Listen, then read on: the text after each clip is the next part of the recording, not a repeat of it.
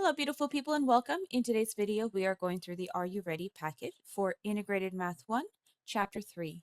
As always, I am human, so if I make a mistake, please let me know where the mistake occurs so that way I may learn from it.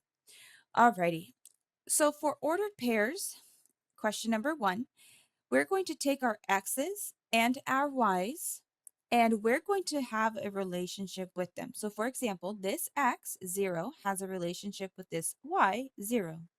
This x2 has a relationship with this y, 1.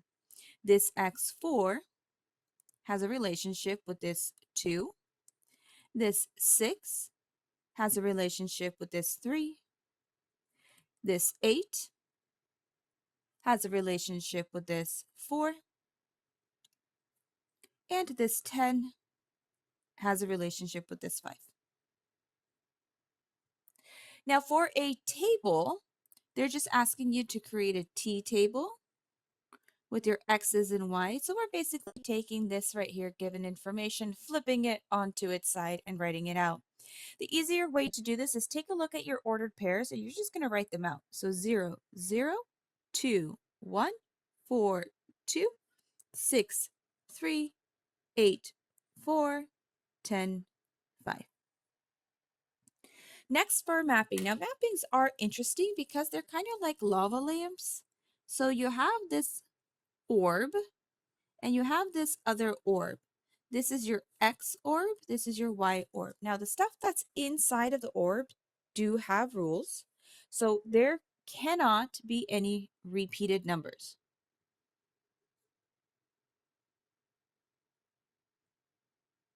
No repeats. And so what that means is if I have any X's that are repeated,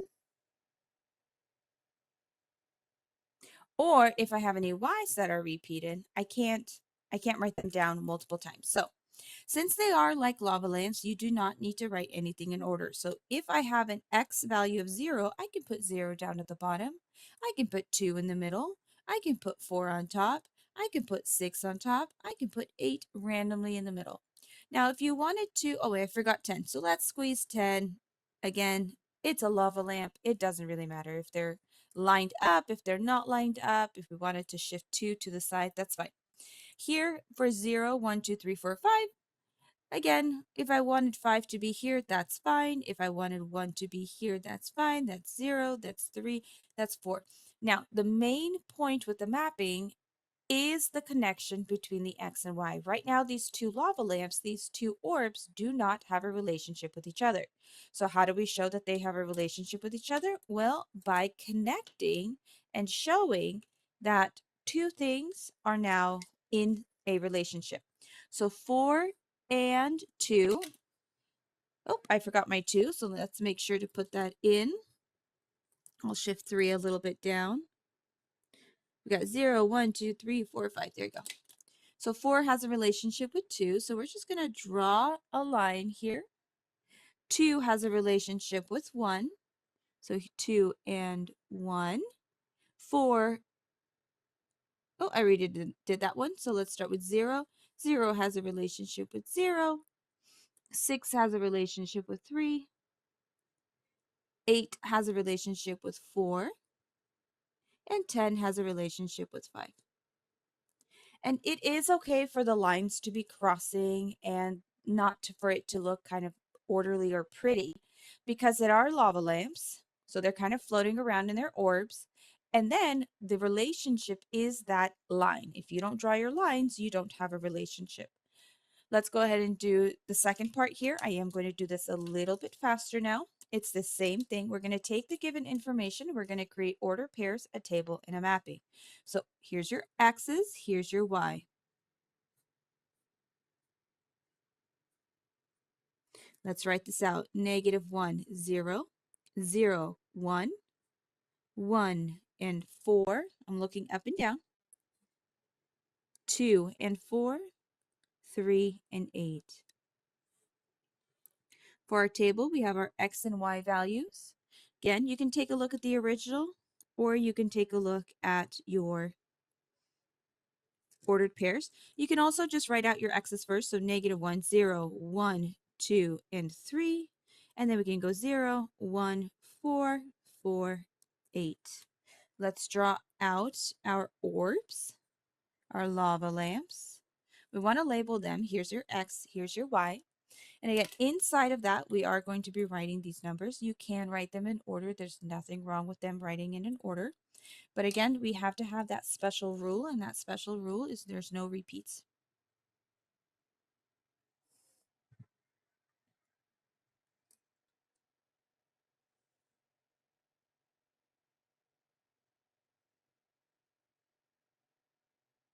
Okay, so since there are no repeats, we're going to take a look at our X's. So if you wanted to write them in order, sometimes you do, and that's okay. There's nothing wrong with writing them in order. Just understand that this is a lava lamp, so things can move around. I have a 0, a 1, a 4. Oh, there's another 4. No repeat. So I'm going to draw a little arrow here and write no repeat numbers. So yes, I have another 4, but no, we cannot write it in a mapping. So let's go ahead and actually do the mapping. So for our mapping, -1 and 0 have a relationship, 0 and 1 have a relationship, 1 and 4 have a relationship, 2 and 4 has a relationship, 3 and 8. So if you write them in order, your lines look a little bit better, but again, understand it doesn't have to be in order. No repeated numbers. This is lava lamp, so it will float around. Moving on. Question number 2 has 3 sections, A, B, and C. State if the relation is discrete or continuous. Then state the domain and range. If the relation is a function, explain why it is a function or why it is not a function. All right, so many things. Let's talk about discrete and continuous. Discrete are where points are not connected.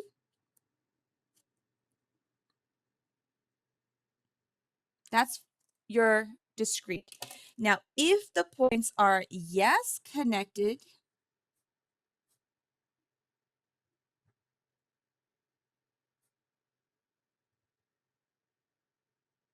then it is continuous. So when you're asking, is this discrete or continuous, you're actually asking a question, are the points connected or are the points not connected?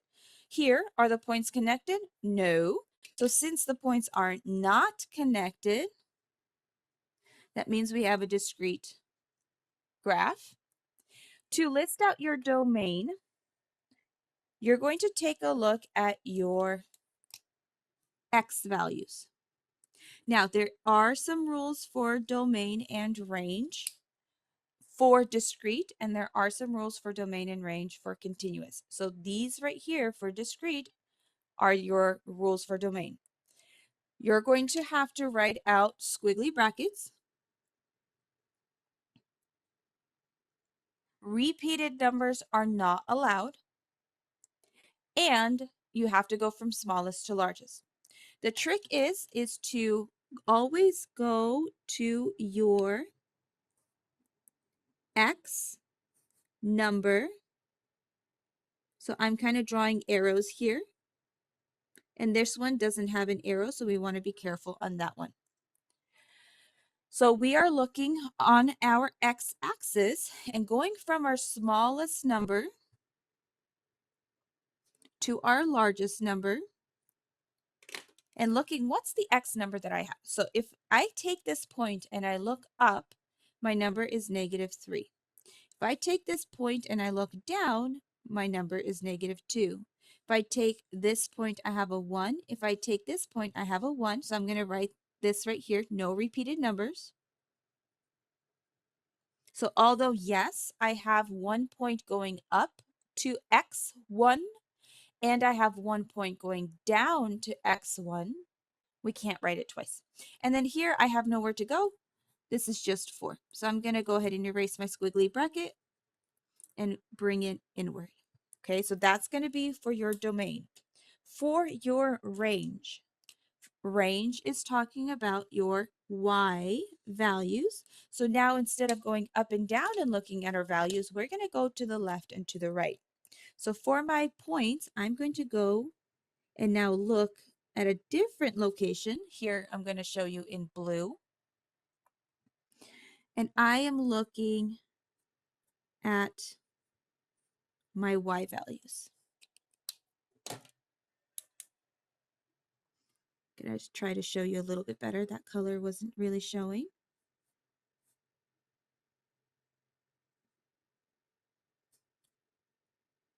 And again, we have our big numbers here. We have our smaller numbers on the top, on the bottom. And when we write our range, we're going to do the same thing. We're going to be taking a look at what numbers are on the y-axis. We want to start with our smaller numbers. We want to list them out because this is discrete and we cannot have any repeats. So let's start with the smallest number. Notice where my arrow is pointing. It's pointing to -4, comma. Next arrow is pointing to -2, comma. Be careful here. The arrow is actually pointing to this number, which is 0, comma. Then I'm looking at my blue arrow at 3, comma, and I'm looking at my last number, my largest number, which is 5. Okay.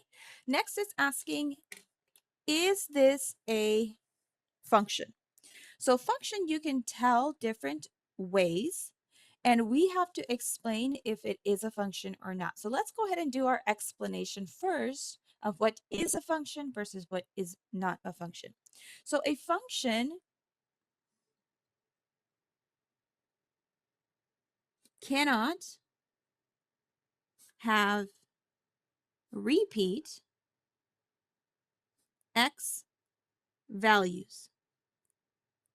So that's one explanation for a function. If yes, you have repeat values, then no, it's not a function.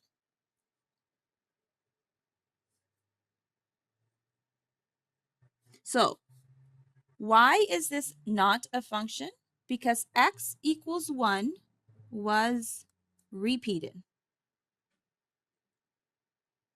Now, another way to do this is called the vertical line test, which is where you're going to draw vertical lines, or you can use a straight edge. So this is my straight edge. I did leave my ruler in class, and I am recording from home. So for example, take a look here at how many points I have at -3. I have 1 point.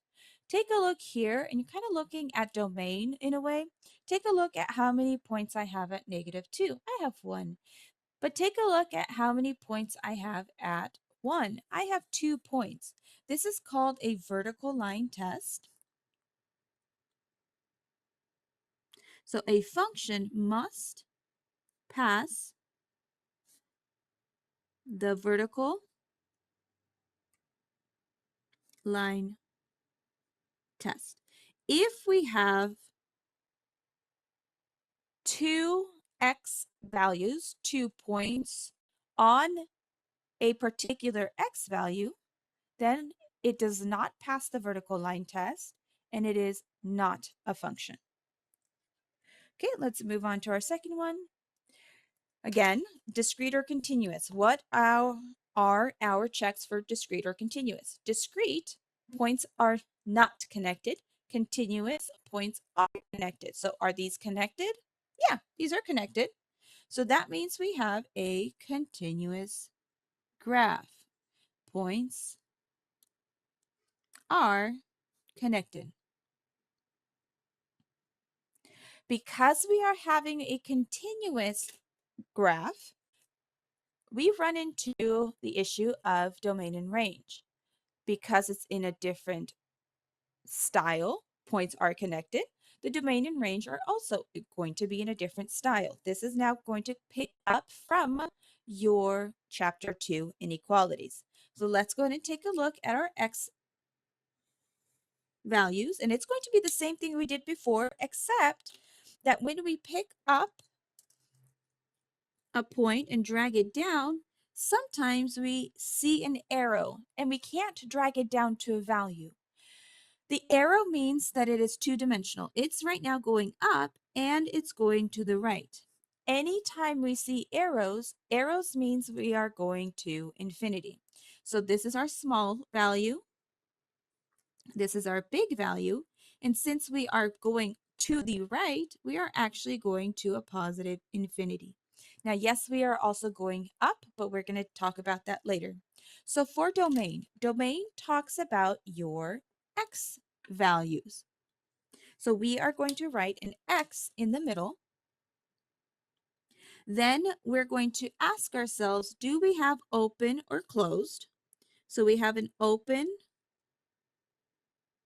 at -4. So that's our smaller value. And yes, smaller has to be on the left. And then we have infinity. Now, infinity, also positive, must be a less than symbol because infinity is a concept. We can't have anything bigger than infinity, so everything has to be smaller. The other issue is it cannot be equal to infinity, so we cannot draw a little line here because we can't grab infinity.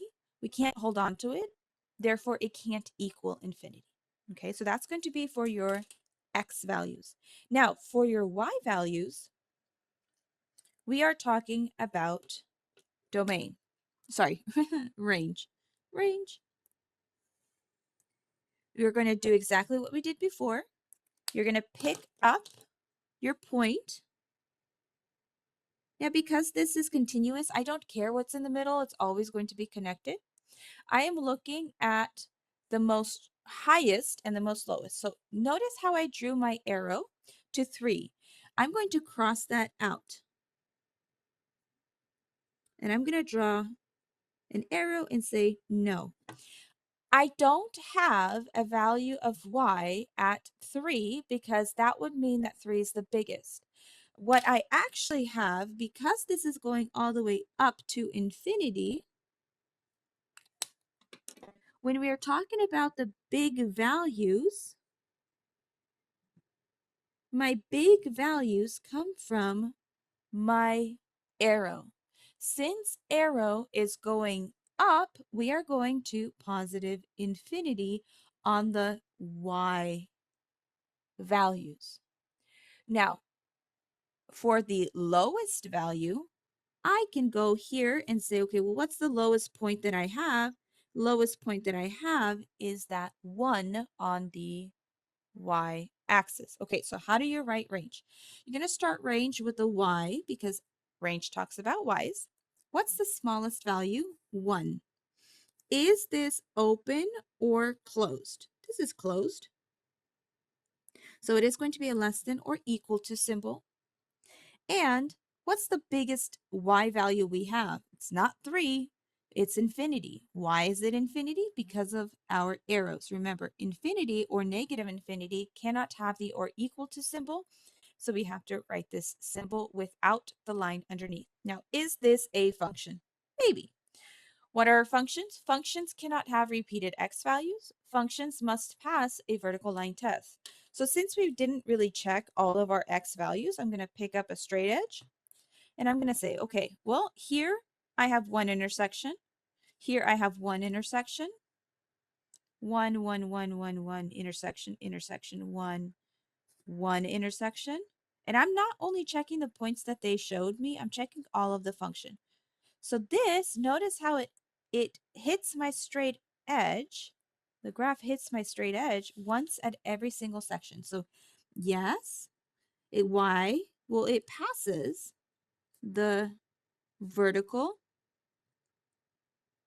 line test.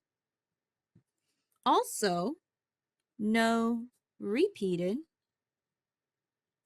x values. Okay, let's try again.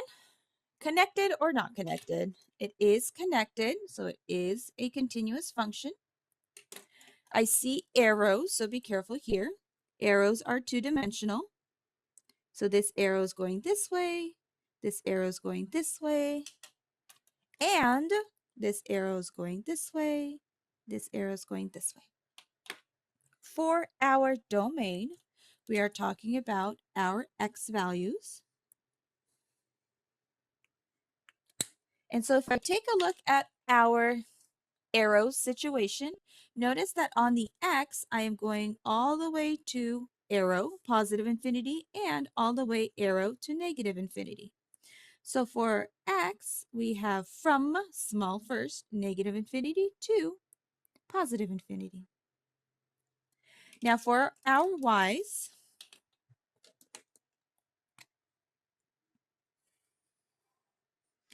notice that we do have arrows going up and up, so that means our big value are going to be all the way up to a positive infinity. But notice that on the y-axis, we do have a smallest value, and this smallest value is a -5. So when we write our range, the smallest value is -5. It is a closed circle, even though we can't really see a circle. We don't see a gap. So if it was open, we would see open like this. But since we don't see anything open, it is closed. And we are going all the way up to positive infinity. Now, is this a function? Well, let's take a look.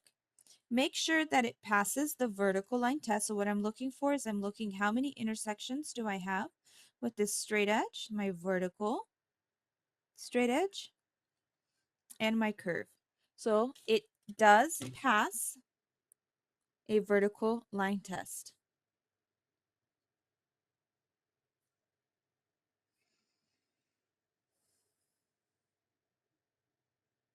And again, what does that mean? That means no repeated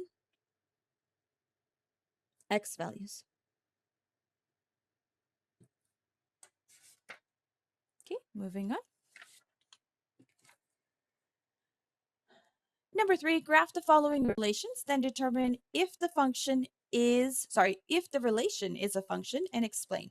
You have two choices here. You can graph, then look, or you can just look and then graph. What I mean by that is a function, I'm not answering the question yet, cannot have repeat x values. So what we can do is we can quickly look at our x numbers. So we got a 3, a 5, a 6, a 4, a 5, and a 3, and ask ourselves, do our x's have any repeats? So here's an x, here's an x, here's an x, here's an x, here's an x, here's an x, and notice that I have a 5 and a 5.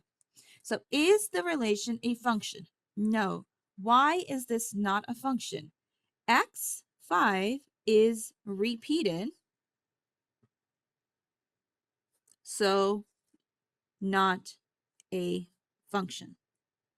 Now, in regards to graphing, because they are just giving you a list of points, we are going to have discrete graphs. Okay, they're not giving us an interval, they're not giving us no domain, they are giving us domain in the form of points.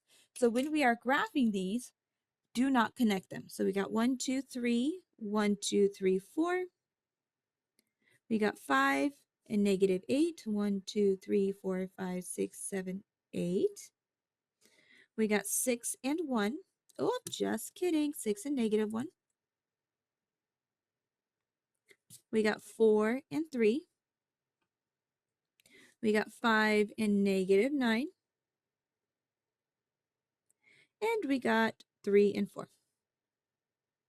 Oh, looks like we have 3 and 4 again. Oh, take a look at this. Not only did we have x equals 5 repeated that I saw, I didn't even pay attention to 3. 3 is also repeated.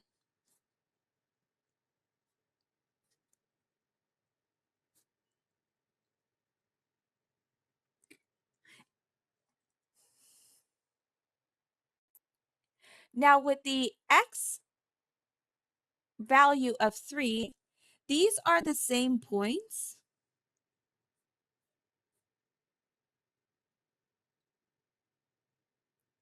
So it could have been just a typo, but we couldn't have any x's repeated.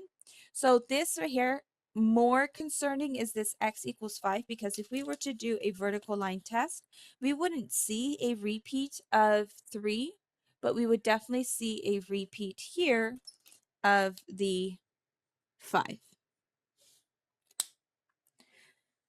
Let's go ahead and move on. Next point here, Again, you can do this two different ways. You can use the vertical line test, or you can take a look at your x values and see if we have repeats. I got a 3, a 5, a -1, a 7, an 8, and a 7.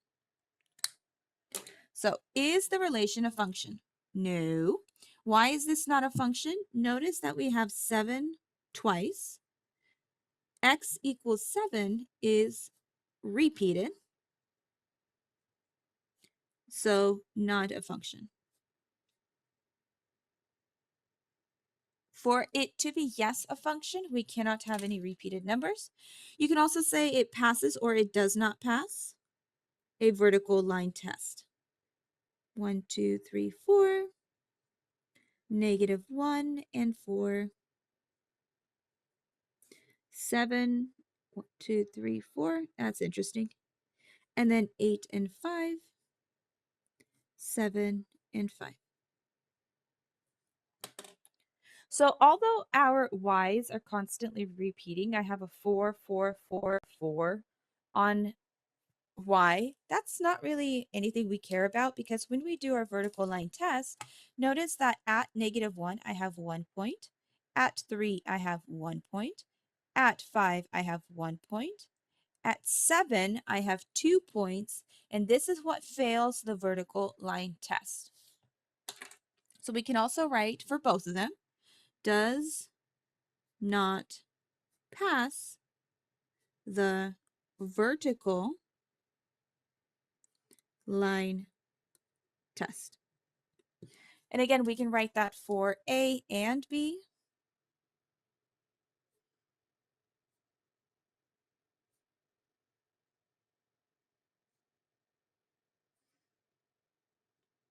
And I want to be very clear that vertical must be in your answer.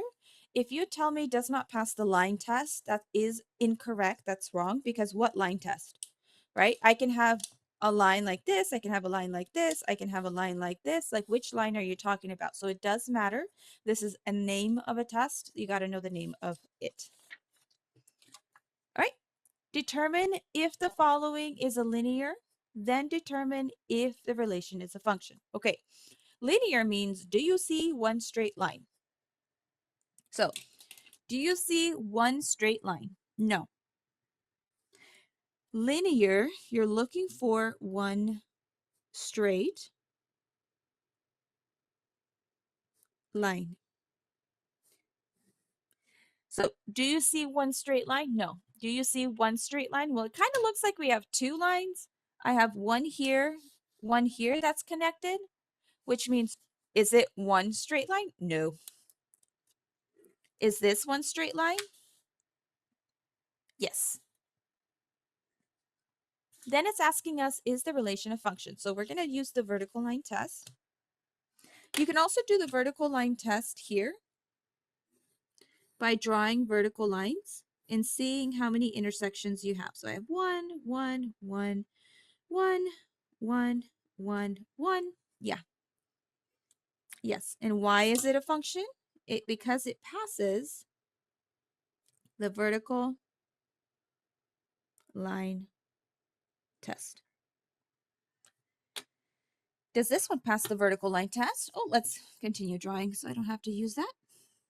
Let me draw our vertical lines. 1, 1, 1, 1, 1, 1, 1. Yes. And then here, draw our vertical lines. See how many intersections we have. And again, 1, 1, 1, 1, 1. Yes. For our reasoning, how do we know it is a function? It passes the vertical line test. And again, passes the vertical line test. Question number 5, determine if the relation is a linear function. Is it linear or not? Okay, so there's different ways of doing this. This one here, we need to go ahead and determine if we have the same rate of change. The easiest way to do this here is we're going to use the rate of change formula,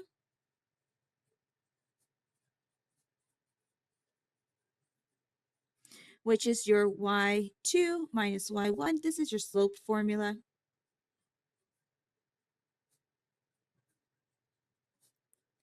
And we're going to check which 2 points. So we're going to end up doing this 3 times.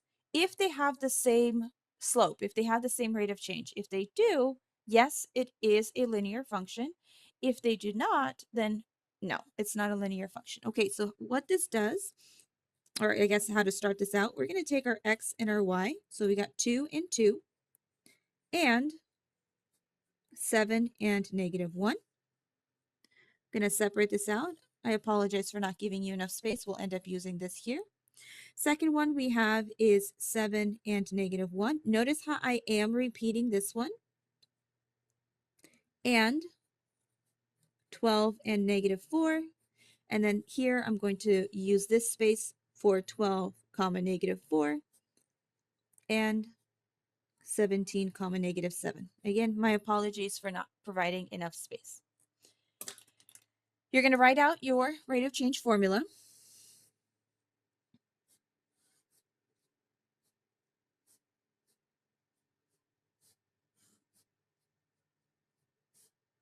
And this is a good practice to use your slope formula as well. You're going to label your points x1, y1, x2, y2, and you're going to label that for all of them. This is an x2. And so for our inputs, we're going to make sure they're in the correct order. So I'm taking a look at my rate of change. This is y2. y2 is -1, minus y1 is 2, x2 is 7, x1 is 2. You're going to type into the calculator the numerator. Yes, parentheses matter. You're going to see what we have for the numerator, which is -3. And we're going to do the same for the denominator. Now, sometimes you can simplify these. This right here cannot be simplified. So I'm going to put this in a thinking bubble. Decimals absolutely are not allowed. Do not give me a decimal. Okay, y2, -4, y1, -1, x2, 12, x1, 7. And we're going to type that into the calculator. -4, open, close, minus open, -1, close it. I get -3. Open 12, close it, minus open 7, close it. I get 5. Again, if you can simplify your fraction, you must simplify your fraction. Decimals are absolutely not allowed. y2 is -7, y1 is -4, x2 is 17, x1 is 12. Type in for our numerator. Open -7, close it, minus open -4, close it. -3. And then we got open 17, close it, minus open 12, close it. Bye. Okay, so how do we know that this is a linear function, yes or no? So we know this is a linear function because the rate of change, so we're taking a look here, they are all the same.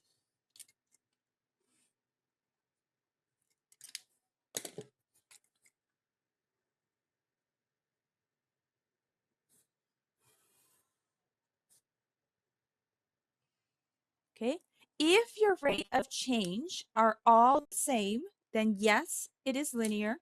If your rate of change and one of them, it doesn't mean that all of them have to be different. If one of them is different, that means no, it's not linear. So is this linear? Yes, it is linear. How do we know? Well, the rate of change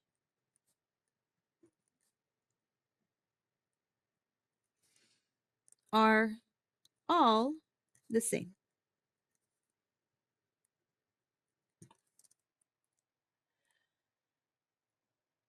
All right, moving on. Now this one, we do not need to do the rate of change formula. Instead, we do need to create a formula.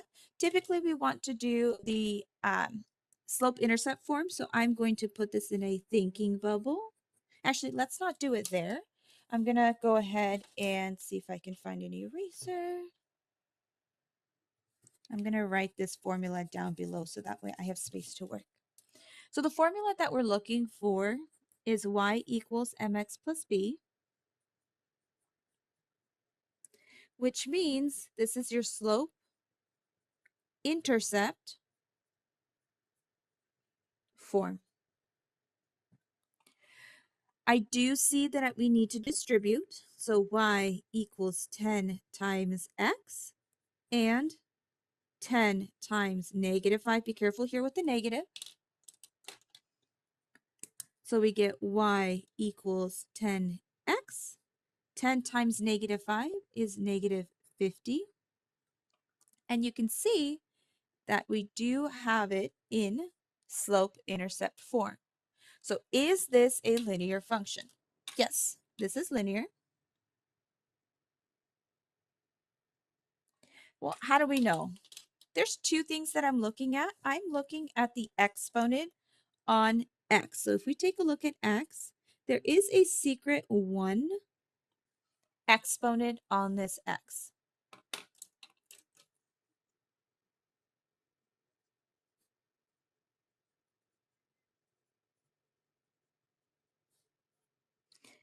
And we have slope-intercept form. So because, yes, we can put this in slope-intercept form, then yes, this is linear. If no, we are unable to put this in slope-intercept form, then no, it's not linear. We're also looking at x. If there's anything going on with x, if we see an exponent of 2, 3, 4, 5, if x is an exponent, if x is in the denominator, if there's anything special going on with x, then no, it's not linear. We need slope-intercept form. All right, moving on. Use the rate of change formula to determine if this is a linear function. Oh, so we already did this in the previous example. So I am going to do this a little bit faster. Let's write the formula. y2 minus y1, x2 minus x1. Again, when you're doing this, you are going to be repeating. So I have 1 comma 5 and 7 comma 2. I have 7 comma 2 and 10 comma 1/2. Don't let that fraction scare you. It's fine. You'll be okay. Let's write out our formula. And I am again using this formula twice. Label your points. So we got x1, y1, x2, y2, x1, y1, x2, y2. We're going to look at our formula here. This formula is going to be a test question. You have to have this formula memorized. So y2 is 2, y1 is 5, x2 is 7, x1 is 1. y2 is 1/2. Again, don't let that scare you. y1 is 2, x2 is 10, x1 is 7. We're going to pick up a calculator. Parentheses are required. Numerator, I get a -3. Here we get 7 minus 1. Oops. And this is where I'm going to repeat. You must simplify your fractions. So you can try to simplify using a calculator. Sometimes when the smaller number is on top, we can convert. Now, if you give me a decimal, I'm going to mark it wrong. Decimals are not allowed. You're going to press this button second. You're going to press this button PRB, and we get -1/2. And the reason your calculator can't do that is because, first of all, yes, the fraction can be simplified, but your smaller number is on top. Okay, let's try this again. Now, don't let this scare you. We got 1/2 minus 2. Decimals are not allowed. So notice here that things are a little bit on the weirder side. And that's okay. I'm going to show you a way to kind of cheat with your calculator and get to this answer, if that's the answer, quicker. In order to do that, I am going to have you put extra parentheses around here and here. I'm going to change that color real quick or highlight that. If we use extra parentheses in between our main divisions, but you must have extra parentheses, otherwise your calculator is going to do something weird. Okay, so open. So that's this one right here, that's yellow. Open again is this pink. 1 divided by 2, close it. Minus open 2, close it again.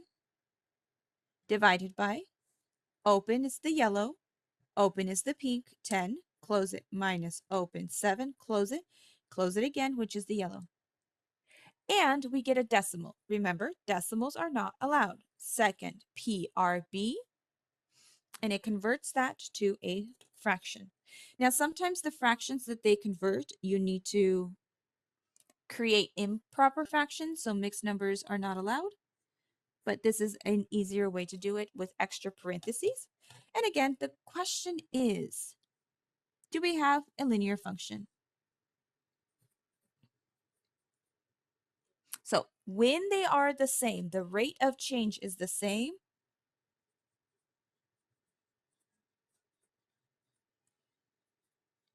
that means yes, linear.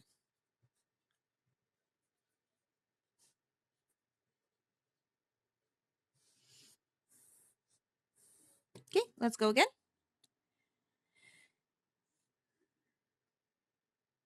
Negative 10 comma 16 and 2 comma negative 2. We got 2 comma negative 2 and 6 comma negative 7. Write out your formula.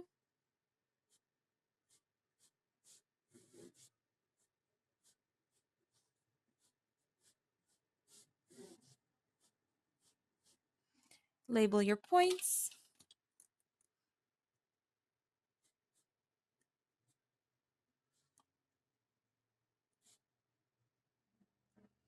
Put in your numbers. So y2 is negative 2, y1 is 16, x2 is 2, x1 is negative 10, y2 is negative 7, y1 is negative 2, x2 is 6, x1 is 2. Okay, type it in on top, type it in on the bottom. Again, if you want to cheat, now that you know how, you can put extra parentheses here and here and type everything at the same time. So let's do that again just for practice.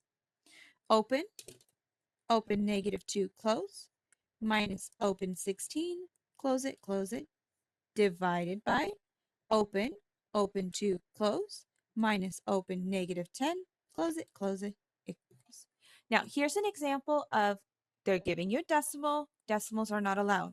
Second, PRB. This is a mixed number.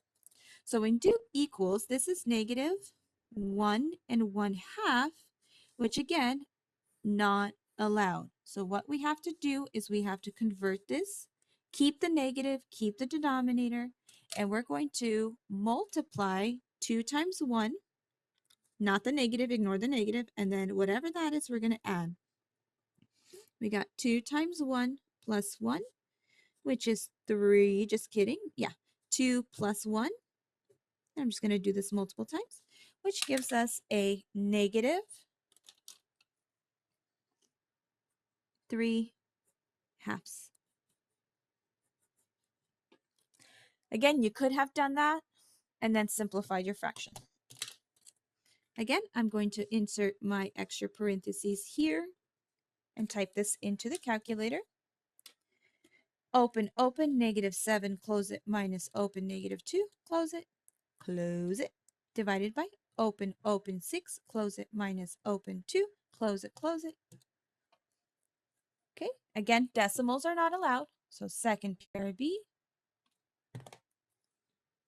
get negative 1 and 1/4. Again, mixed numbers are not allowed. I'm going to keep the denominator. I'm going to keep my negative, and I'm going to convert. So now we have 4 times 1 plus 1.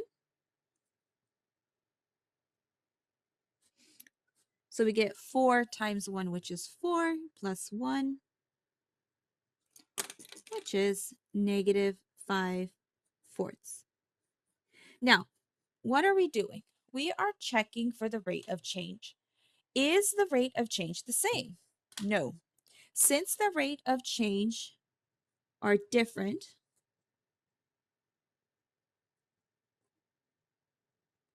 that means my answer, I'm going to write it here, is no, not linear.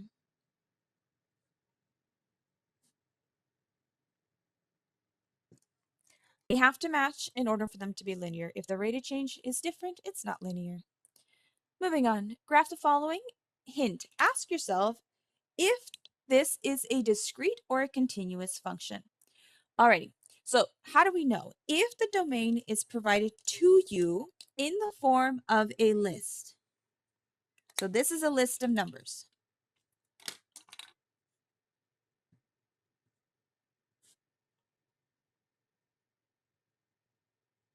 That means that these values for your domain, these are your x values, are the only values that I can use. That means that this right here is discrete.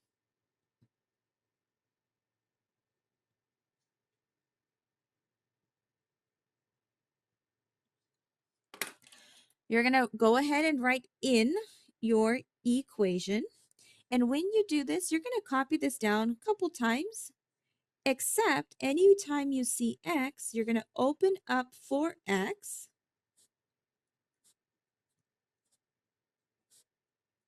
having an input spot. Now, inside of this, we are going to be writing -5, -3, -1, 1, and 2. Do not use any other numbers than the numbers they've provided for you. Pick up a calculator, type this in, press enter. So we get a output. Our f of x is an output. You can also call this y. We get an output of -20. Go up, go over, make this -5 into a -3. Get an output of -14. Then I get -1. Then I get 1. And then my input of 2. Now what we've created are inputs and outputs. So these are our ordered pairs of -5, -20, -3, -14, -1, -8, 1, -2, 2, and 1. And we're going to graph these points. And again, these are discrete, so do not connect them. I get -5. This is a little difficult to see. So 1, 2, 3, 4, 5.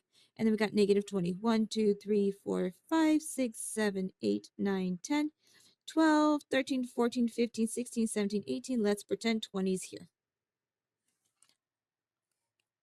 Then we get -3. And it's okay to go off the graph like that. That's fine. We have arrows. It continues. We got -3 and -14. -3, 1, 2, 3, 4, 5, 6, 7, 8, 9, 10, 12, 13, 14. About here. We got -1 and -8. 1, 2, 3, 4, 5, 6, 7, 8. Then we get 1 positive and -2. We got 2 and a positive 1. Again, do not connect these points. This is discrete. Domain has been provided to you in the form of a list. Next one, B. Now, notice that domain has been provided for you. However, it is not a list, it is an interval. What I mean by that is they're giving you a section from -4 to 10. We can use whatever we want.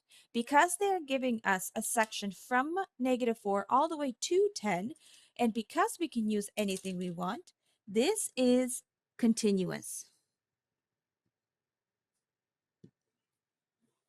Just going to abbreviate that.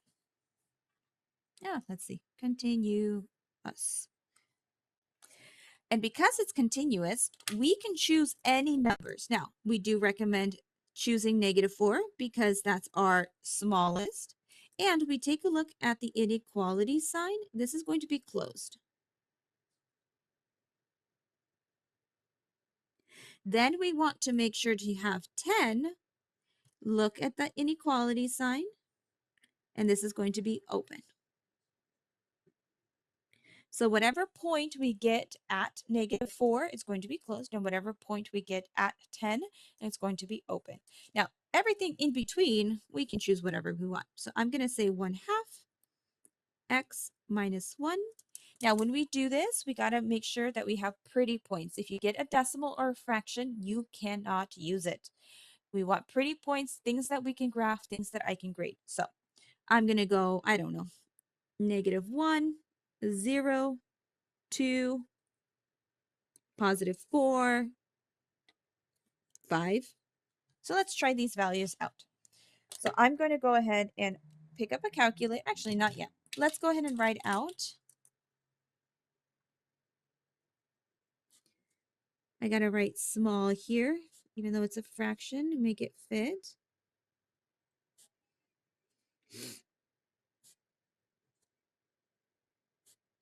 Now, where did these numbers come from? Where did -1, 0, 5, where did that come from? I randomly chose those numbers because those numbers are between -4 and 10. You can choose your own numbers. It does not matter which numbers they are. Because this is continuous, I'm going to connect everything anyways, so it really doesn't matter which ones you choose. So now we have our inputs. Let's go ahead and first input -4, then -1, 0, 2, 4, 5, and then 10. When you do this on a calculator, you must, this is very important, put parentheses around your fraction. If you do not do this on a calculator, your calculator will give you the wrong answer. Okay, let's pick up a calculator. Open 1/2. I usually do division. You can do the ABC button as well for your fraction. I prefer division. Open -4, close it, -1 equals. I get a pretty number. -3 is my output. F of x is our outputs. Oops, -3. Next, I'm going to go 1, negative here, and I get, oh, I'm going to write this as -1.5. I'm going to cross this out. No decimals. Can't have that. I'm going to go up, go over. I'm going to make my input a 0. Ooh, pretty. -1. I'm going to go up, go over. 2, 0. That's pretty. I'm going to go up, go over. 4. That's pretty too. Be careful here on which one's which. So I get here, I get here, and 4 is giving me a 1. Now we get 5. Ooh, no. That's also no decimals.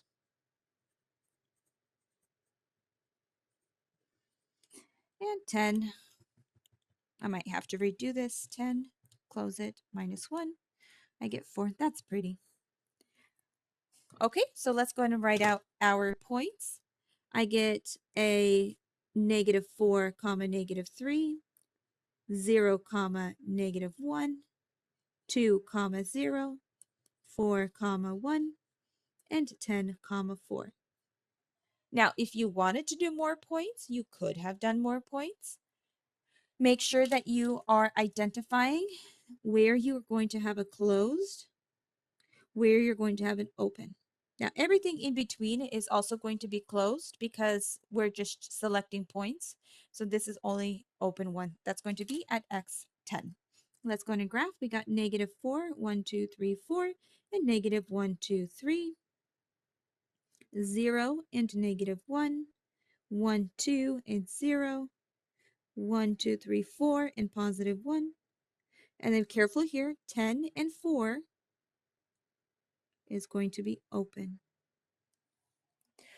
I don't have a ruler. I'm going to pick up a straight edge and we're going to connect. Be careful how you're connecting. We do not want to touch that open circle and make it into a closed. We also cannot go past our, I'm going to make these dots a little bit bigger. There you go. We cannot go past our x value of 10, and we cannot go past our x value of -4. So this is a continuous, but it is finite, meaning it is going to cut off here, and this is going to cut off here. Okay, let's go ahead and move on.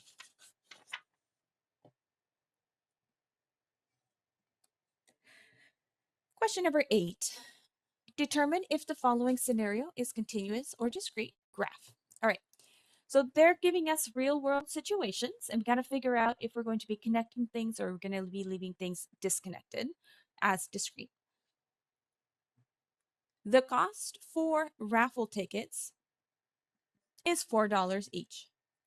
Create a graph showing the total sale for up to 10 tickets.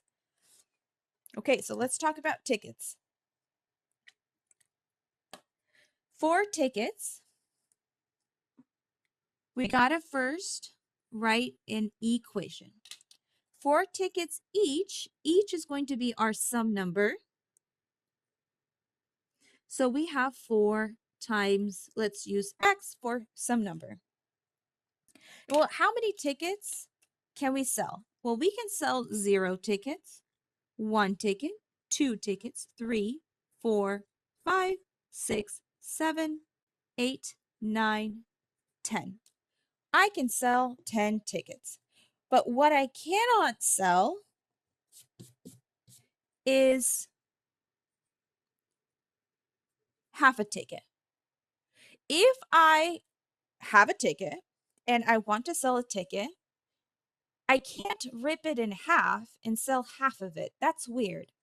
And so because we cannot do random things like 1/2, I can't rip it up into a third or a fourth. It has to be whole numbers. So like 1, 2, 3, 4, 5, 6, 7, 8, 9, 10. This is discrete.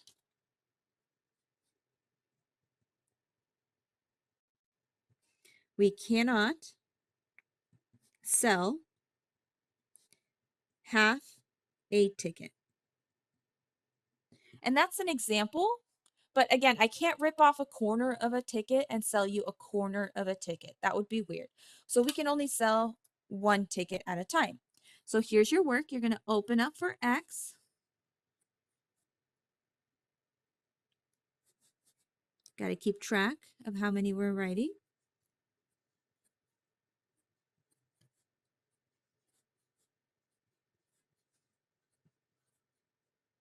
And I'm pretty sure I'm going to run out of space here on how to graph, but that's okay. So we got 0, 1, 2, 3, 4, 5, 6, 7, 8, 9, 10 tickets. I am going to draw arrows so I don't lose my input output.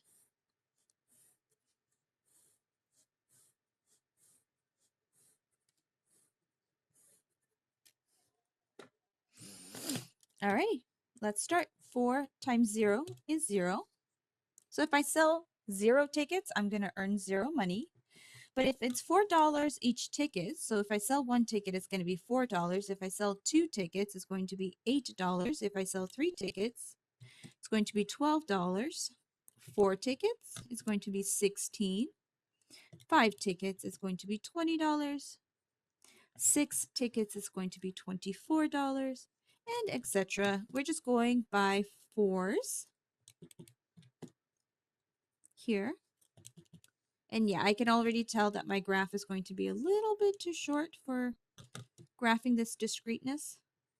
So we might have to, by accident, skip a little on the graphing. So let's go ahead and graph. We have points like 0, 0, 1, 4, 2, 8, 3, 12, 4, 16. And I'm going to leave it here just because I don't have space to graph the other ones. That is my mistake. I should have provided you with a larger graph. So let's go and graph what we can. 0, 0, 1 and 4, 2 and 8, 3 and 12, and I'm going to make 4 and 16 just work, make it here. Do not connect these. This is going to be discrete. Now again, if I would have provided you with a decent enough size X and Y axes, then you should have been able to graph all of this. Let's go ahead. Our second situation, we are preparing a Thanksgiving meal, and Amy goes to the local deli shop. There, she plans to buy 5 pounds, so up to 5 pounds, so we know what the most that she can buy for crumbly cheese for $2 a pound. Create a graph showing the total sale. Okay, so we need to know per pound is going to be our sum number. So we got 2 times some number. And we do have the smallest amount she can buy. She can buy nothing. But what's the most that she can buy? Well, she wants to buy up to 5 pounds. So 5 pounds is the most that she can buy. Now, what is she purchasing? She's purchasing, and the key word here is crumbly cheese. So when you go up to the deli market and you ask for a specific amount of cheese, they're doing it by pound. Okay. Now, crumbly cheese can be crumbly. We can get random things like 1/2. Absolutely, we can do 1/2. Now, is that going to be a pretty number? Probably not, because it's a fraction. But because we can get random things, this here is going to be continuous. And what we want to do is we want to connect. Now, we do have the smallest amount, we do have a largest amount, but in between the smallest and largest, we are going to have continuous and connect. So let's go ahead and open up our X values.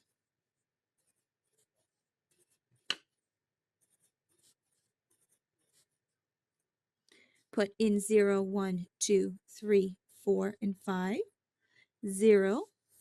Let's do arrows so we don't get lost. 2, 4, 6, 8, 10. So we can buy nothing at 0, 0. If we buy 1 pound of cheese, that's going to be $2. 2 pounds of cheese is going to be $4. 3 pounds of cheese is going to be, oops, $6. 4 pounds of cheese is going to be 8. And 5 pounds of cheese is going to be 10. Now again, because we could get random quantity of crumbly cheese, we do want to connect this in between the smallest and largest amount.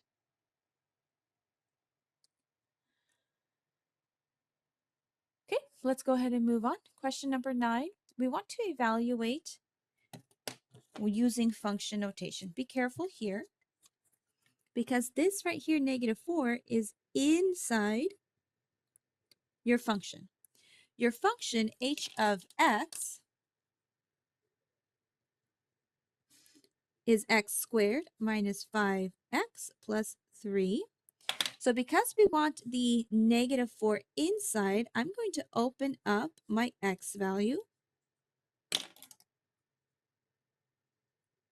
So my only opens are for x, and I'm going to put in inside the -4. Now, calculators are allowed. We are going to be cheating with the calculator. So this is how you type it in. Open, yes, parentheses must be there. -4, close it. Then you're going to press this button for squared. We're going to press that. Squared is what you should see. -5, open, -4, close it, plus 3, and we get 39. Now, this 39 is a random number. We have to write it in function notation. So we're going to go back to our question. We're going to pick up the function notation and we're going to write it as h of -4 is equal to 39. This is how your answer should look like. We have another value. This is again inside. So we're going to pick up our function. H of x is equal to x squared minus 5x plus 3. We're going to open up for x. We're going to put in our new inside, which is 12. We're going to type that into the calculator.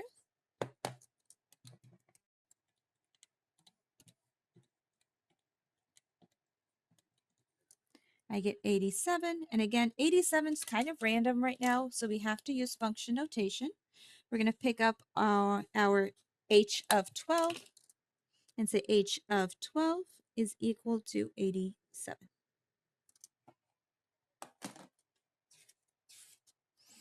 Okay, moving on. Okay, this one's asking us to evaluate. Now be careful here because they're giving us two separate names. They're giving us g's for our g function, and they're giving us f for our f function. All right, so for g, notice that the first thing we have is actually on the outside. So when we have our function g of x is equal to 5, open x minus 4, close it plus 1, on the outside here, we're going to remove this g of x and write in that negative 179.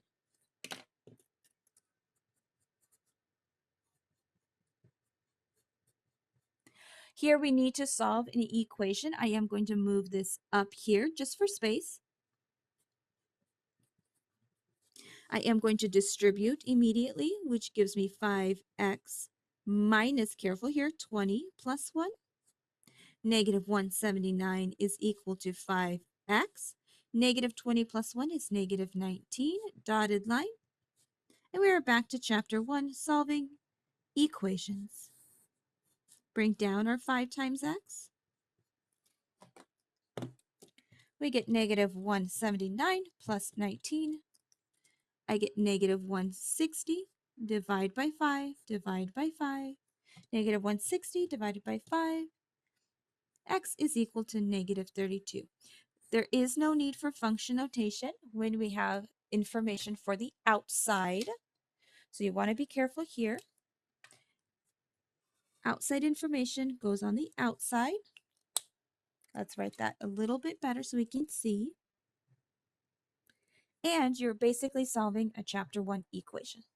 Now for B, they're still talking about G, so be careful. G, once again, is here. Negative 24 is on the outside. So same as before, we're going to write that negative 24 on the outside of G.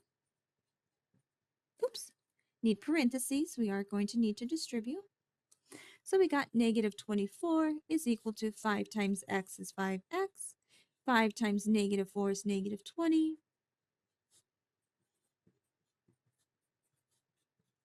Very similar to the other one, just different numbers. Bring down the 5 times x. Negative 24 plus 19. I get negative 5. Divide, divide. I get negative 1 is equal to x. Okay, moving on to f. F again. F of x is equal to negative 3. This is still also outside. Be careful because now we've changed the name of our function. So now we are using the f of x function, which is negative 13x plus 7. We are writing that negative 3 on the outside, so this f of x is going to be disappearing. That's gone. And on the outside, we are writing negative 3. Dotted line. subtract 7, subtract 7, bring down the negative 13x, 7, 8, 9, 10. We get 10 here, negative. Divide by negative 13, divide by negative 13. We get x on this side. Careful here because negative negative is something that we can simplify, but 10 over 13 is not something we can simplify. Decimals are not allowed. What do we see here? We see an outside 33. So again, as before, we are going to be writing out that f of x is equal to negative 13x plus 7.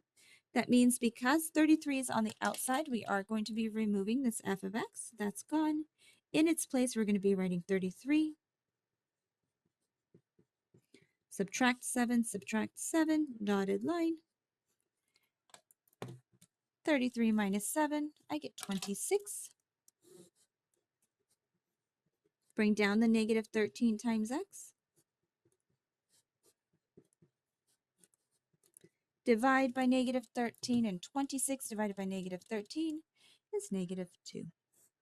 Know the differences between information function notation that's inside versus function notation that's outside. Graph the following functions. Now here is one variable that you see. So you're going to ask yourself anytime we're actually graphing equations, okay? We're not graphing given domains. We're not plotting points. We're just graphing equations. These are going to be continuous functions. And you're going to ask yourself, well, what do I see? I see the letter y. I don't see anything other than the letter y. I don't have an x. That means I'm going to find the y-axis.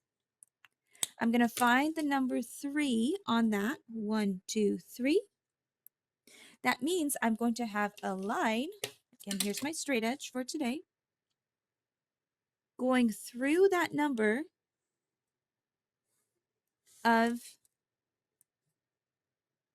3. Same thing here. What do we see? Well, I see x. So we're going to find the x-axis. What else do I see? I see the number negative 6. 1, 2, 3, 4, 5, 6. There it is. And I need to go through that number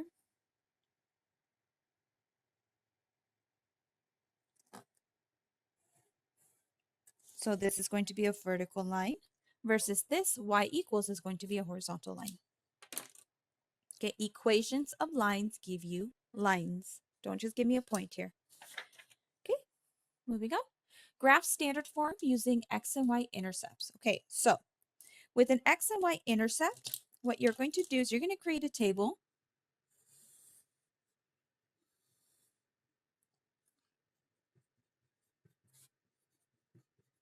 Now, whatever you want, you're going to keep. So you're going to keep x and you're going to keep y. What you don't want, you're going to remove by placing in a 0. So here's our equation. Negative 5x plus 6y is equal to 30. Negative 5x plus 6y is equal to 30. We're going to open up for y and put in 0.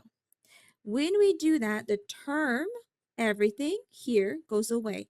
That doesn't mean the entire equation goes away. It means you will have something left over. You're going to continue solving your leftovers by dividing by negative 5. You got x is equal to 30 divided by negative 5 is negative 6. Now, this right here is not your answer. We got to cross this out because we are interested in a point. Your x and y values. Your x was negative 6. Your y was 0. This is the point that we need. Let's go again. This time we are now keeping y, so we need to open our x value and put in 0 for x, which removes this term. Again, be careful with this plus. Sometimes it's minus. We get 6 times y. You can put plus if you want. Divide by a positive 6. Divide by a positive 6. Positive 6. and we get 5. Again, I am going to cross this out because we do need this in a very specific format, which is a point with an x and y values. So our y is going to be 5 and our x is going to be 0.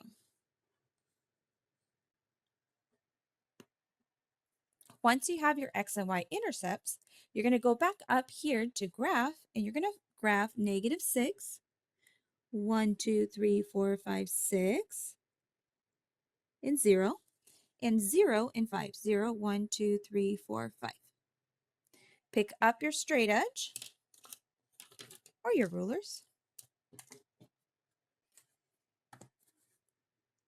Connect and draw your line. Okay, let's go again. Try your table. X-intercept, Y-intercept. Copy down the equation. 3x minus y is equal to 9. 3x minus y is equal to 9. Whatever you want, whatever you're solving for, you keep and remove the other letter by putting in 0. That means that term is removed. You will have leftovers that you need to keep solving. Divide by 3, divide by 3. X is then 3. Again, cross that out because we need to write it in the correct format of 3 and 0. Next, we want y, so we're going to remove x by putting in 0. That term is gone. Be careful here. You do need to bring down the minus with the y. And what that ends up doing is saying I have a -1 times y. So we do need to divide by -1, which gives us y is -9. Again, that's not our answer. We need to write the -9 in the y location.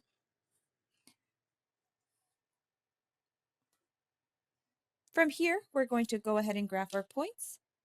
We have 3 and 0. And then we have 0 and -9. So 3 and 0, 1, 2, 3, 0. 0 and -9, 1, 2, 3, 4, 5, 6, 7, 8, 9. Negative. Got your straight edge.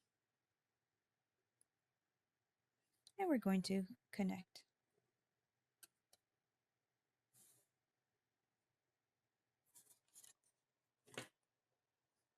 Okay, moving on. This one here is solving for slope, giving the following points. We've already done this multiple times in this packet. This is your rate of change. I'm going to put a little box here. Your slope is your rate of change. And your formula was y2 minus y1, x2 minus x1. Remember that your actual formula is going to be a test question for your Chapter 3 exam. So make sure that you have this memorized, and then obviously make sure you know how to use it. Let's label x1, y1, x2, y2. Write out your formula. Put in your points.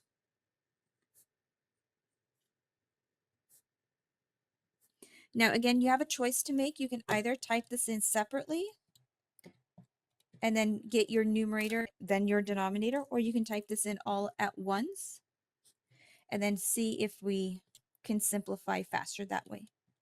I'm going to do one at a time. So notice that I have 4 divided by 10 here, which is a decimal. Decimals are not allowed. Second PRB. And that does simplify my fraction for me of 2/5. This is not something we need to compare. These are 2 separate questions.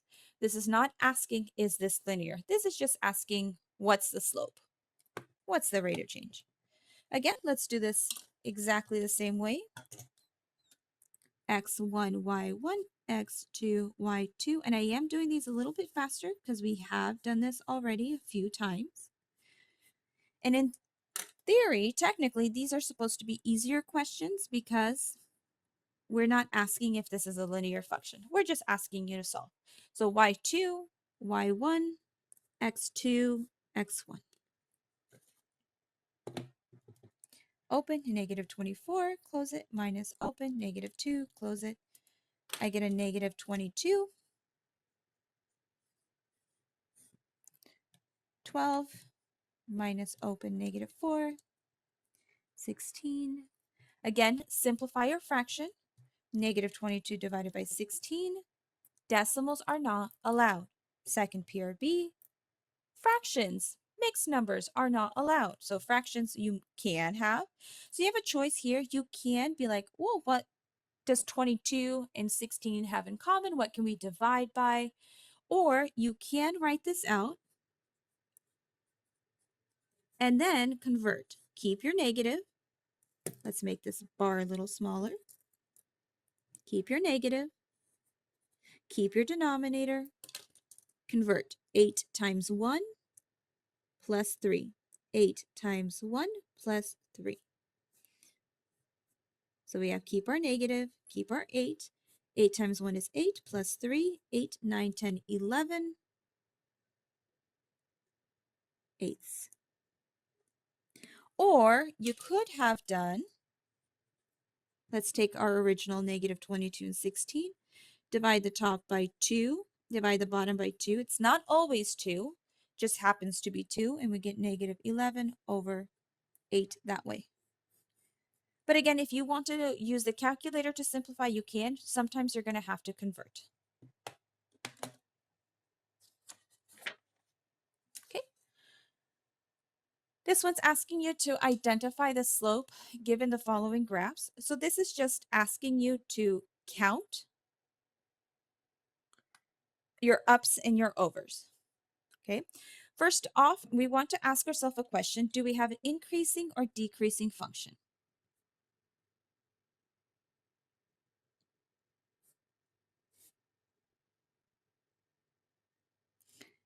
Increasing, we're going to be going uphill. Decreasing, we're going downhill. If it is increasing, your slope is going to be positive. If it's decreasing, your slope is going to be negative. Okay, so if we're looking here, we see we're going downhill. So that means our slope is going to be negative. Then we're going to count our ups and our overs. Literally 1. Let's not do that color. I can't see that. 1, 2, 3, 4, 5. Up.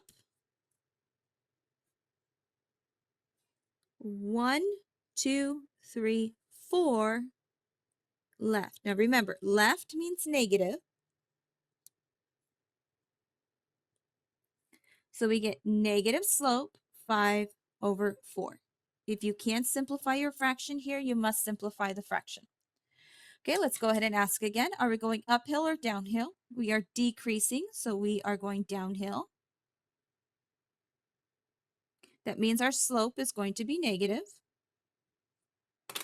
Let's count. 1, 2, 3, 4. Up. 1, 2 to the left. And here's an example. If you give me 4 over 2, that's going to be wrong, okay? You must simplify your fractions. So we have negative 4 over 2, which is negative 4 over 2 is division, 4 over 2, which gives me a negative 2 as my slope. Okay, moving on. This one's asking to graph slope-intercept form. 2 items that you're going to need graphing slope-intercept form. First off is your y-intercept. This is your b value. And that's going to be your 0, comma, and whatever you see here. Let's do both at the same time. This is your y-intercept. 0, comma, negative 3. So what you're going to do with these points is you're going to find the y-axis. Here's your y-axis. And you're going to find the point on that y-axis. So for us, A has a point at 1, 2, 3, negative 4. And B has a point at 1, 2, negative 3. Next, you're going to take a look at your slope.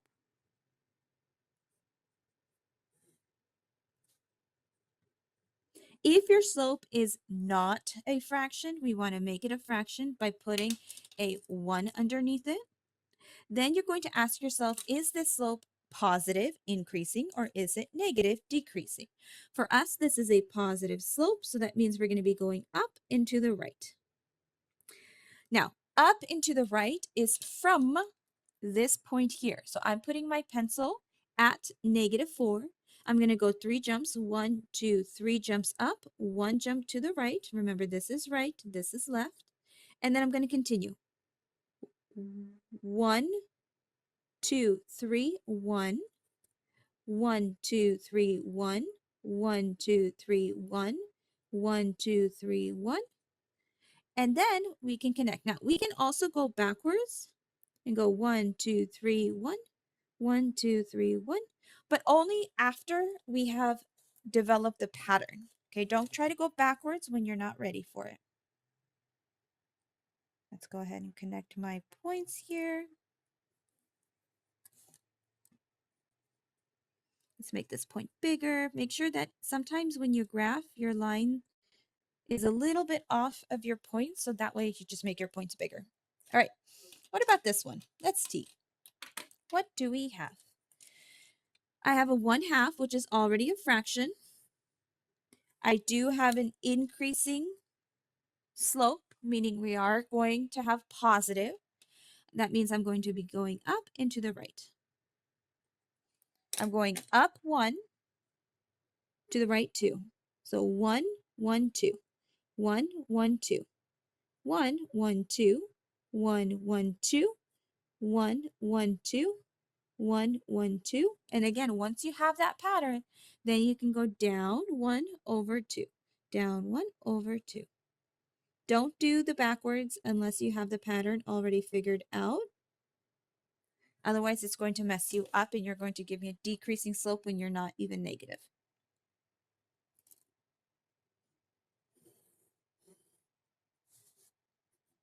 Arrows are required. If you do not put arrows on your lines, it is going to be wrong.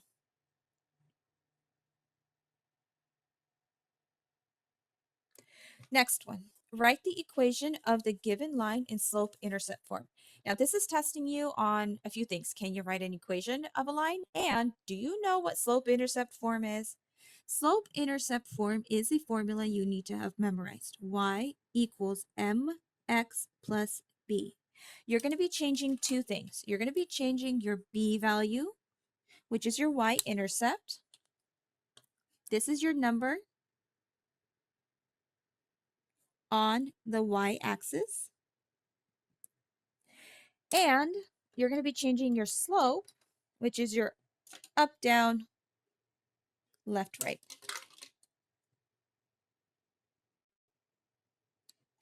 You can say number on the x-axis, or you can say point on the x-axis, on the y-axis, sorry, y-axis. All right, so what I mean by that is let's go ahead and find our y-axis and write out the formula already. Y equals mx plus or minus b. Y equals mx plus or minus b. And I say plus or minus because sometimes it could be plus, sometimes it could be minus. So let's take a look here. What is the number on our y-axis? We go, look, look, look, look, look. Here's the point. Here's the number. We write it here. Again, here's my y-axis. Let's highlight that. We're trying to find the point and the number. So here's my point on the y-axis. Here's my number, and it is a positive 1. This is what I mean by plus minus. Sometimes you'll have a negative, sometimes you'll have a positive. Okay, let's work with A. Let's talk about our rise over 1. I'm going to do this off to the side. We want a increasing slope because we're going uphill. Slope is going to be positive. Let's count. 1, 2, 3, 4 up, and 1, 2, 3 to the right. So 4 up, 3 right. Then we're going to have positive. No, we cannot simplify 4/3. So I'm going to write a positive 4/3 here as my m value. Let's go again. Here's my other point. So we are going to go 1, 2 up, 1, 2, 3, 4 left. Now again, we want to take a look and see, do we have an increasing or decreasing function? Because we are going downhill, we are going to be negative because we're decreasing downhill. So we have 2 up, 4 left. Simplify your fractions. We got a negative 2/4, which means I'm going to have a negative 1/2 as my slope. Now, x's need to be there, y's need to be there. So this is 1/2 x. I'm going to remove the x a little bit and just bring it up. It shouldn't be touching the denominator. It shouldn't be touching 2. It shouldn't be touching 3. So I'm going to bring it up here and I'm going to bring it up here. There you go. Alrighty, moving on. Alrighty, write the equation in point slope form, then convert to slope intercept form. Okay, so 2 things it's asking you. 3 technically. First thing is, do you know what point slope form is? Do you know your formulas that you need to have memorized?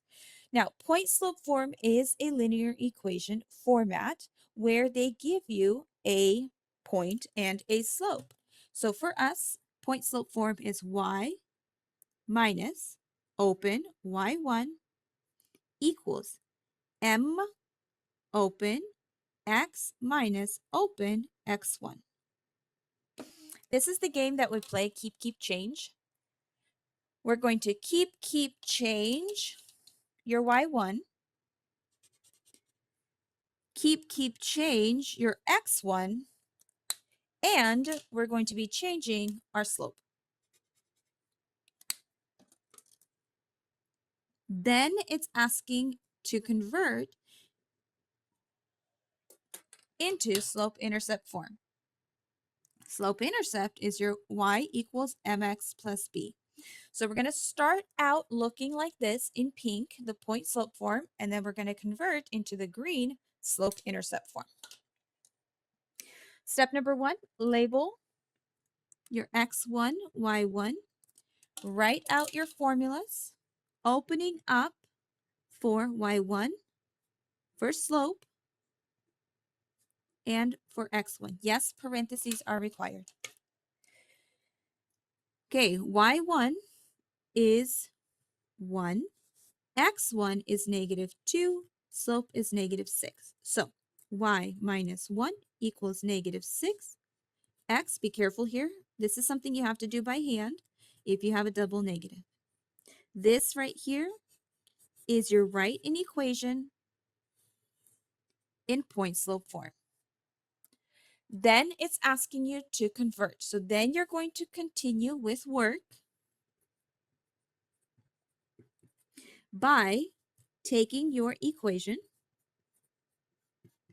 distributing that slope,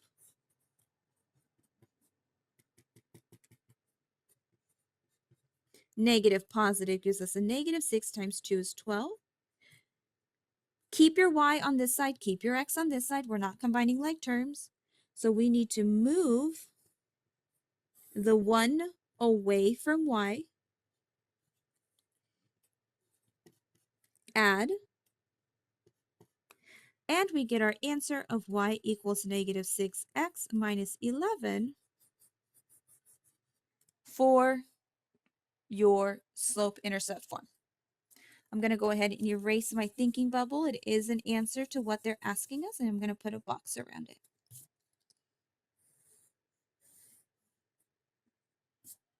All right, let's go again.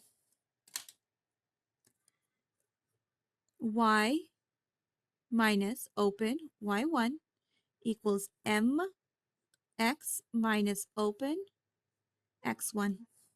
Let's put in our information. Here's x1, y1. x1 is 4, y1 is -7, and the slope is -1. Careful here, the double negatives you do have to solve by hand. Here, no double negatives, we get x minus 4. Putting that in a thinking bubble, that is your point slope form. Then we need to show our work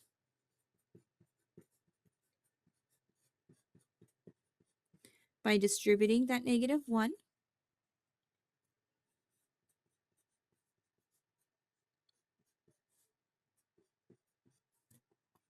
and removing that 7.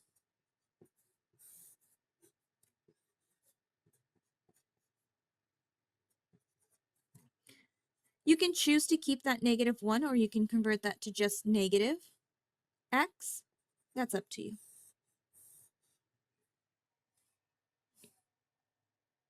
Okay, moving on.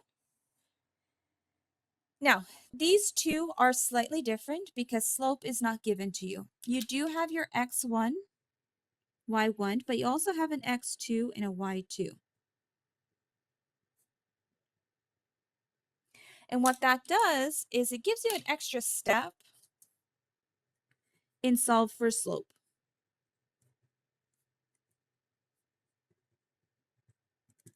This is your rate of change formula from before. Notice how many times we've used this formula. Perhaps it's going to be very important on the test. Hint, hint.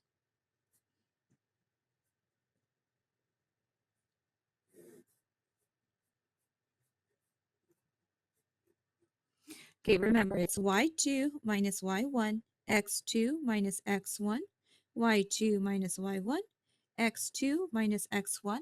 We're going to put in our values. y2 is 4, y1 is 1, x2 is 2, x1 is 3.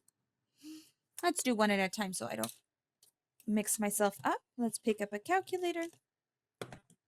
Again, you can do this all at the same time, or you can separate the numerator and the denominator. I get 3 in the numerator, -1 in the denominator. That simplifies to -3. Now again, what did we just solve for? Let's not put a answer box. That's not our answer. We just solved for slope. Okay, what letter did we use for slope? M. I'm going to keep my calculator there. Keep that side hidden. After you have acquired your slope, then you can write out your point slope formula.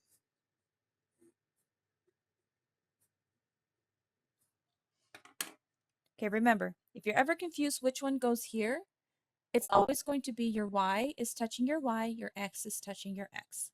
So y1 is 1, x1 is 3. Don't use the x2s. Once you've solved for slope, this is gone. And slope that we solved for was -3. Y minus 1 is equal to -3. No double negatives here at all. And we have our point slope form. Then we want to show our work for our other format. That means we got to distribute. Careful here, negative gives us a positive. Add 1, get rid of that. Keep y by itself. And we have our answer. Let's go same way here.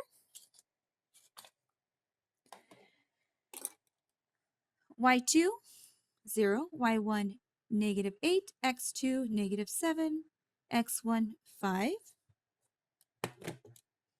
0 minus open -8. That gives us 8 positive. -7 minus 5. I get -12. Now again, you have to simplify your fractions. You do have a choice of testing it first on the calculator, see if the calculator does it for you, or you can do it by hand. What number goes into 8? That also goes into 12. And that number is 4. So we get -2/3. Okay, I am going to write this a little bit higher. So m is equal to -2/3. You must have it simplified. If you don't simplify it, it is going to be wrong. That means not only is your slope wrong, your equations are going to be wrong, your work's going to be wrong, everything's going to be wrong. You have to simplify your fractions. Okay, let's write out our formula. oops, parentheses.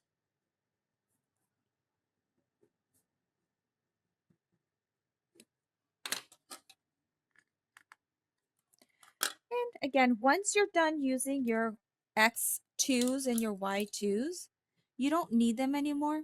You're going to be focusing on x1, y1. So y1 is -8, x1 was 5, and then our slope was -2/3. Now, do not panic. You'll be fine with fractions. You'll be okay. All right. Let's go ahead and simplify double negatives. If you have any, we have one set. So y plus 8 is equal to -2/3. Open, x minus 5, close it. Then we want to show our work.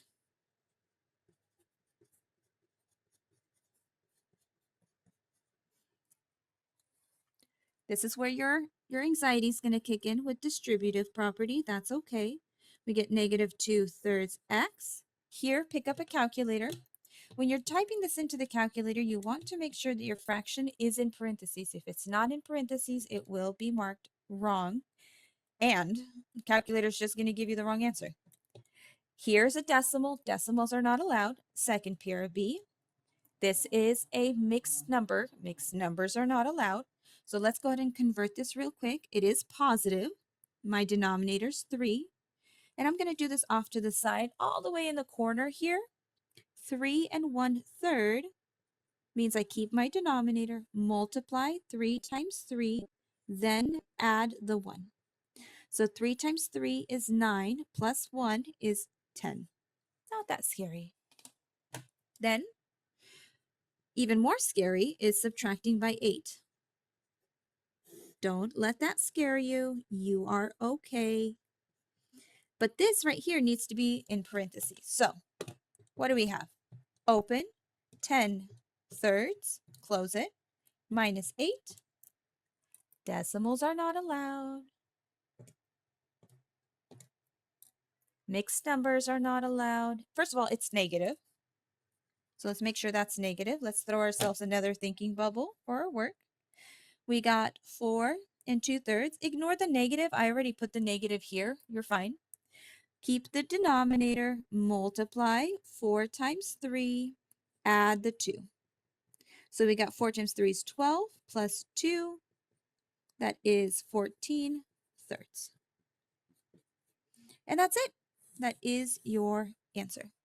I know fractions could be scary, but you're going to be okay. All right, let's go ahead and move on to the very last page. We are almost done. 2 things that each one is asking us. It's asking us to do a description, and it's asking us to write the new transformed function.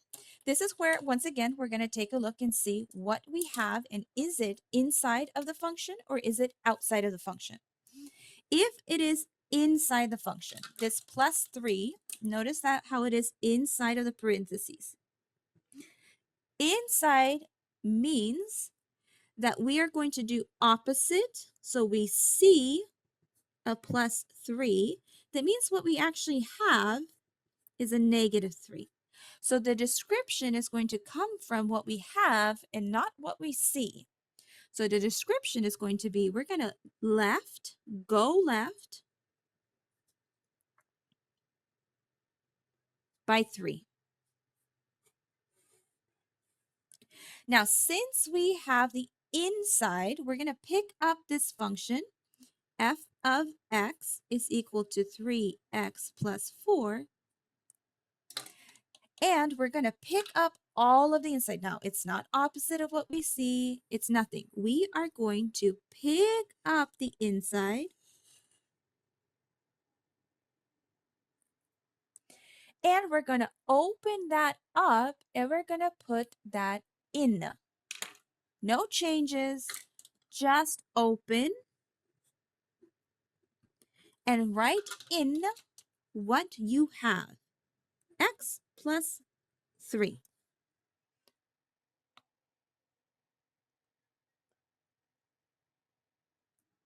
You're going to then distribute, leave the 4 alone, 3 times 3 is 9.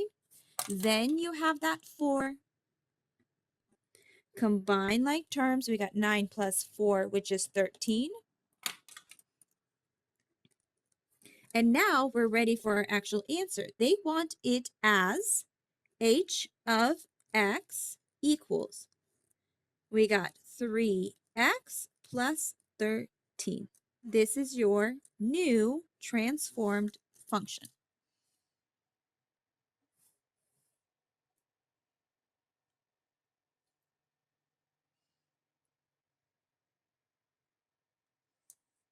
Okay, let's try again. Now on this one, notice that we have outside changes. I have two changes here. I have a outside of +1 and I have an outside of 3.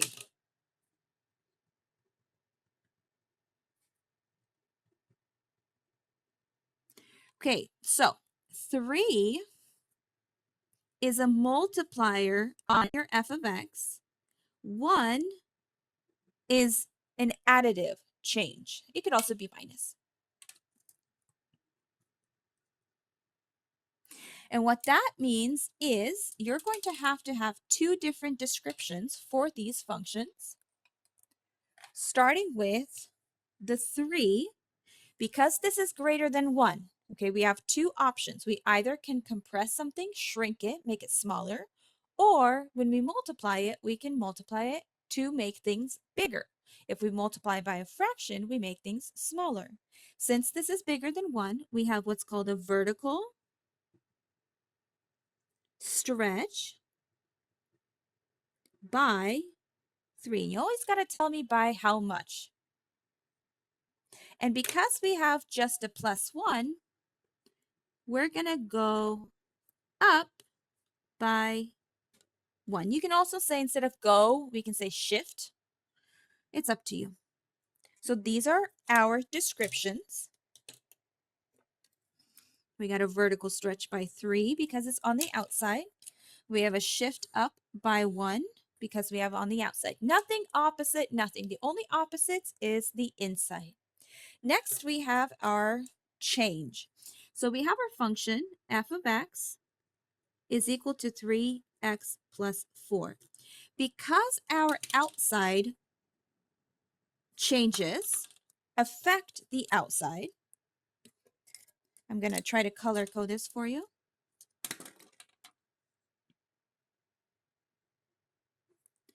Our f of x, our function, is going to be replaced by the entire equation. So all of this at 3x plus 4 is now going to be in the location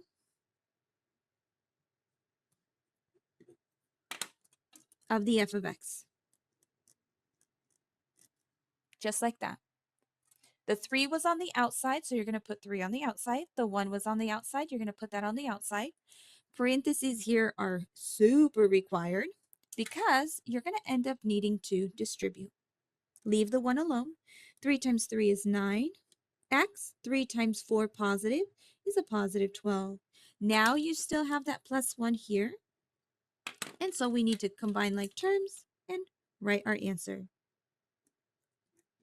H of x is equal to 9x plus 13.